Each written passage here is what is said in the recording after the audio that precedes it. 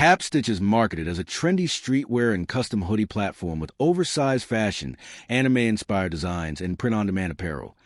But the real question is it actually legit or another fake hoodie store with flashy ads? Now, to be fair, Tapstitch appears to be a real operating apparel business rather than a fake checkout-only scam website. What it does well: the streetwear aesthetic is genuinely appealing. The oversized hoodie and modern streetwear styling match current fashion trends popular on TikTok and Instagram, offers custom and print-on-demand apparel. Tapstitch positions itself more like a print-on-demand supplier and apparel platform than a traditional boutique brand, where concerns start appearing. Quality consistency may vary heavily. This is the biggest issue.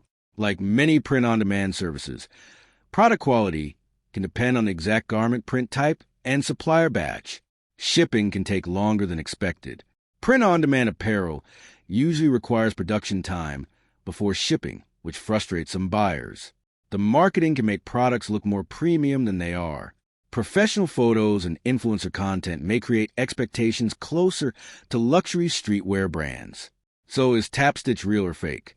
Short answer: real company, but with typical print-on-demand risks. Thanks for watching.